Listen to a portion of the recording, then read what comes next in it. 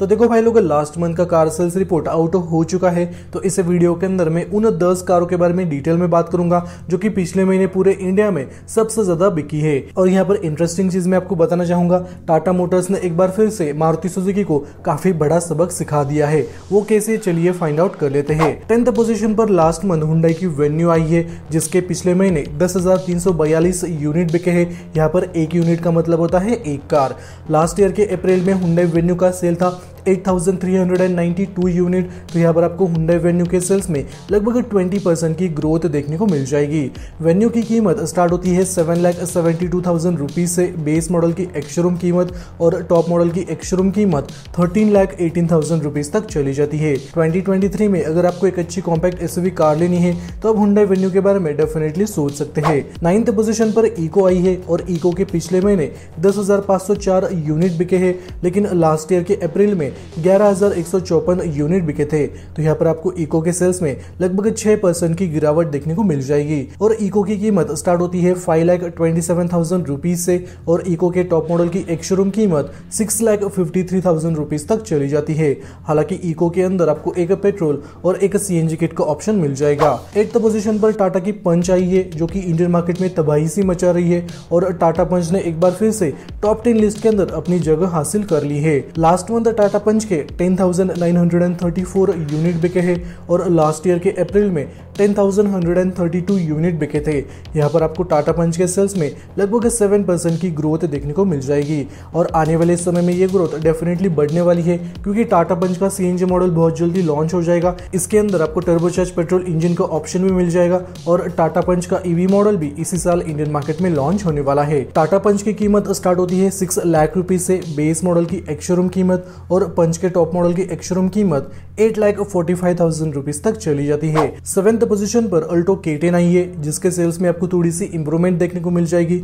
Last month Alto K10 के 11,548 unit बिके हैं पूरे इंडिया में, लेकिन लास्ट ईयर के अप्रैल में 10,443 यूनिट बिके थे। तो यहाँ पर अल्टो K10 के सेल्स में आपको लगभग 10% की ग्रोथ देखने को मिल जाएगी। अल्टो K10 की कीमत स्टार्ट होती है 4,72,000 रुपीज से बेस मॉडल की एक्स-शोरूम कीमत, और टॉप मॉडल की एक्स-शोरूम कीमत 6,92,000 रुपीज तक चली जाती है। अगर आपका बजट 5 लाख के आसपास है और आपको एक न्यू कार लेनी है तो आप अल्टो K10 के बेस मॉडल के बारे में डेफिनेटली सोच सकते हैं। उसके अंदर आपको ठीक ठाक फीचर्स मिल जाएंगे, और लुक भी मारुति सुजुकी ने अच्छा खासा रखा है। हालांकि उसके अंदर आपको अच्छे खासे इंप्रूवमेंट्स देखने को मिल जाएंगे, लेकिन अगर आपका बजट 6 लाख से लेकर 7 लाख के बीच में है या फिर थोड़ा सा ऊपर है तो आप बाकी कारों के बारे में डेफिनेटली सोच सकते हैं। 6th पोजीशन पर मारुति सुजुकी की ब्रेजा आई है, जिसके सेल्स में आपको काफी बड़ी गिरावट देखने को मिल जाएगी, क्योंकि मार्च के महीने में ब्रेजा की पोजीशन 3rd थी। अब यहाँ पर last month Brezza 6th position पर आ चुकी है। लास्ट मंथ ब्रेजा के 11,836 यूनिट बिके हैं,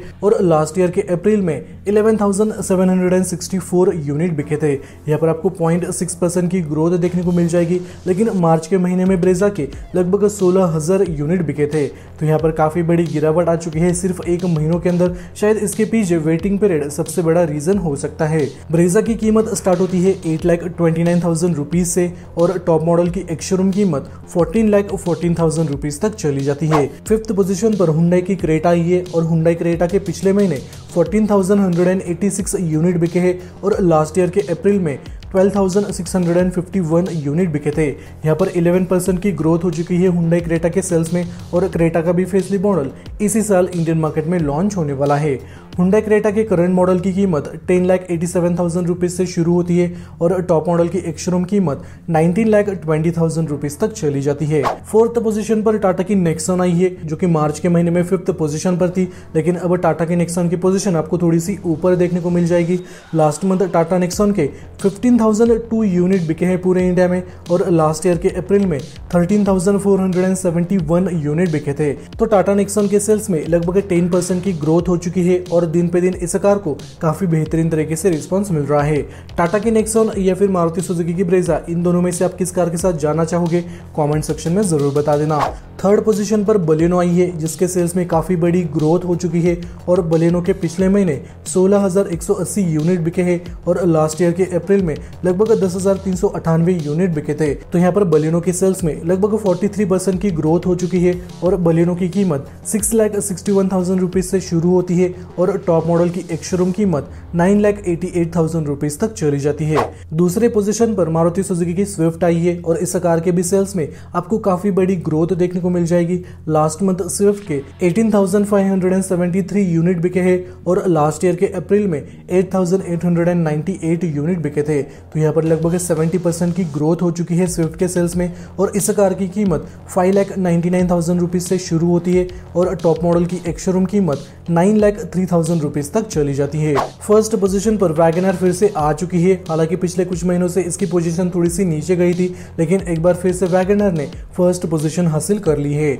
वैगनआर के लास्ट मंथ 20,879 यूनिट बिके हैं और लास्ट ईयर के अप्रैल में 17,766 यूनिट बिके थे। तो यहाँ पर आपको वैगनआर के सेल्स में लगभग 16% की ग्रोथ देखने को मिल जाएगी और इसके सीएनजी मॉडल के ऊपर आपको थोड़ा सा ज्यादा ही वेटिंग पीरियड देखने को मिल जाएगा, क्योंकि वैगनआर के सीएनजी मॉडल की डिमांड काफी ज्यादा है। उसी वजह से इसके ऊपर आपको अच्छा खासा वेटिंग पीरियड देखने को मिल जाएगा। वैगनआर की कीमत स्टार्ट होती है 5,54,000 रुपीज से और टॉप मॉडल की एक शोरूम कीमत 7,42,000 रुपीज तक चली जाती है।